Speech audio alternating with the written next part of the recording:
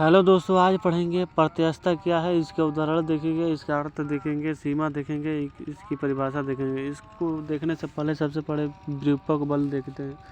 विरूपक बल किसी वस्तु पर लगाया गया वो बाहरी बल जिससे वस्तु का आकार आकृति दोनों ही परिवर्तित हो जाते हैं। इस बाहरी बल को विरूपक बल कहते हैं। जब यह बल वस्तु पर से हटा दिया जाता है तो वस्तु अपनी प्रारंभिक अवस्था में आ जाती है।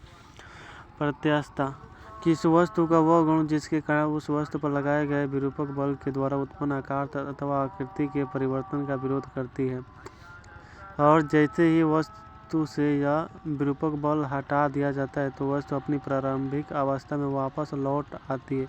वस्तु के इस गुण को प्रत्यस्थता कहते हैं। जैसे चित्र में दिखाया गया है, प्रारंभिक लंबाई इतना h है, जैसे लोड इस पर लटकाए तो डेल्टा h की वृद्धि हो गई। बल हटाने पर फिर से उसी अवस्था में आ गया।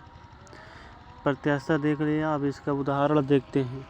प्रत्यस्थता को जब हम रबड़ से बनी किसी डोरी को खींचते हैं तो उसकी आकार अथवा आकृति बदल जाती है, अर्थात उसकी लंबाई बढ़ जाती है और मोटाई कम हो जाती है। पर जैसे ही उस वस्तु को छोड़ दिया जाता है तो वह अपनी पुरानी अवस्था में आ जाती है। इसी प्रकार जब किसी स्प्रिंग को किसी बाहरी बल द्वारा खींचा जाता है तो उसकी लंबाई में वृद्धि हो जाती है, पर जैसे ही वह बाहरी बल स्प्रिंग से हटा दिया जाता है तो स्प्रिंग अपनी प्रारंभिक अवस्था में आ जाता है। इस गुण को ही प्रत्यस्थता कहते हैं। प्रत्यास्थ वस्तुएं वह वस्तुएं जो बाहरी बल के हटा देने पर अपनी पुरानी अवस्था में पूर्णतः प्राप्त कर लेती है, उन्हें प्रत्यास्थ वस्तुएं कहते हैं।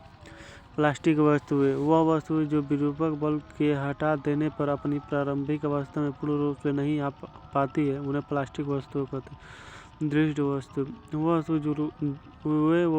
वस्तुएं जो विरूपक बल के हटा देने पर इनके आकार और आकृतियों में कोई परिवर्तन नहीं होता है, दृष्ट वस्तु कहते हैं। जैसे मिट्टी, पत्थर, दीवार आदि। प्रत्यस्थता की सीमा ऊपर पढ़ा है कि प्रत्यस्थ वस्तु पर जैसे ही विरूपक बल को हटा दिया जाता है तो वह पूर्णतः अपनी पूर्ण अवस्था को प्राप्त कर लेती है, लेकिन प्रत्यस्थता का गुण विरूपक बल के एक निश्चित मान तक ही सीमित रहता है। अगर उससे ज़्यादा वस्तु पर विरूपक बल लगा दिया जाए तो वस्तु टूट भी सकती है। यह वस्तु सदैव के लिए बढ़ सकती है, वह अपनी प्रारंभिक अवस्था में नहीं लौट आएगी। अर्थात किसी वस्तु पर लगाए गए विरूपक बल की वह सीमा जिसके अंतर्गत वस्तु में प्रत्यास्थता का गुण उपस्थित रहता है, उसे प्रत्यस्थता की सीमा कहते हैं।